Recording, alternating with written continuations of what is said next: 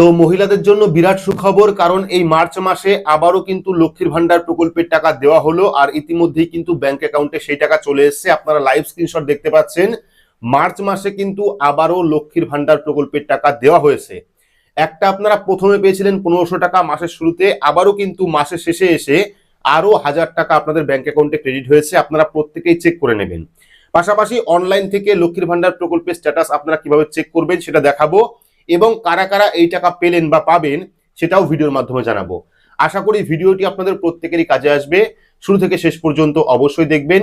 ভিডিওটি ভালো লাগলে লাইক করবেন, চ্যানেলটিকে সাবস্ক্রাইব করে পাশে রাখা বেল আইকনটি প্রেস করে নোটিফিকেশন অল করে রাখবেন। সবার সুবিধার্থে ভিডিওটি শেয়ার করবেন। তো চলুন শুরু করি।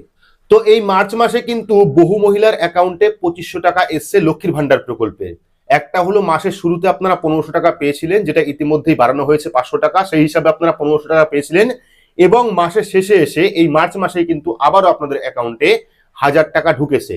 কারণ জানুয়ারি মাসের টাকা কিন্তু ইতিমধ্যেই আন্ডার প্রসেস রয়েছে, অর্থাৎ জানুয়ারি মাসের টাকা কিন্তু ইতিমধ্যেই সরকারের পক্ষ থেকে দিয়ে দেওয়া হয়েছে। আপনারা স্ট্যাটাস দেখতে পাচ্ছেন।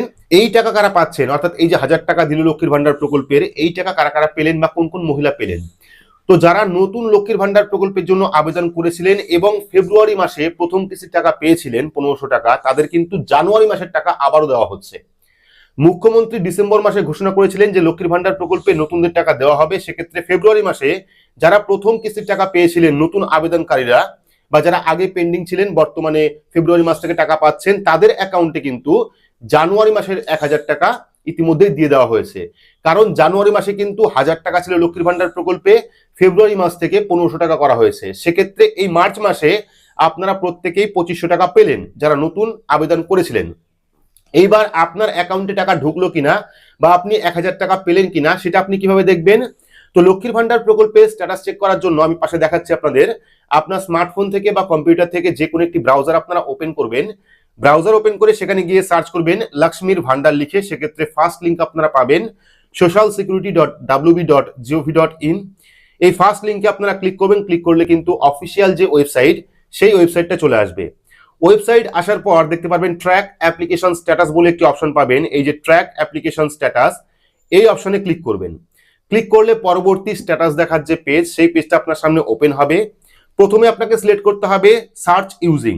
তো সার্চ ইউজিং এ 4টে অপশন রয়েছে। একটা হলো অ্যাপ্লিকেশন আইডি নাম্বার, একটা হলো মোবাইল নাম্বার, একটা হলো আধার কার্ড নাম্বার, আর একটা হলো স্বাস্থ্যসাথী কার্ড নাম্বার।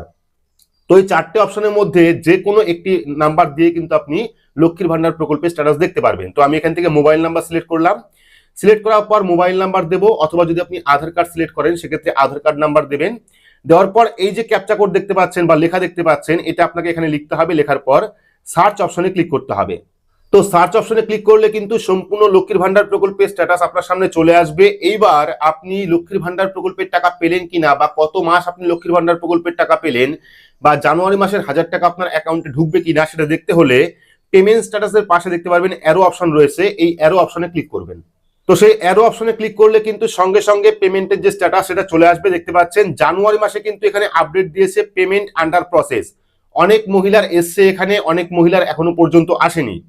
তো যাদের যাদের এসছে আমি কনফার্ম করেছি, এই টাকা কিন্তু ইতিমধ্যেই ব্যাংক অ্যাকাউন্টে চলে এসছে। অর্থাৎ মাসের শুরুতে 1500 টাকা পেয়েছিলেন এবং মাসের শেষে এসে আবারও কিন্তু 1000 টাকা পেলেন। টোটাল এই মার্চ মাসে 2500 টাকা পেলেন। দেখতে পাচ্ছেন মার্চ মাসে পেমেন্ট সাকসেস হয়ে আছে এবং ফেব্রুয়ারি এবং জানুয়ারি মাসে পেমেন্ট আন্ডার প্রসেস হয়ে আছে।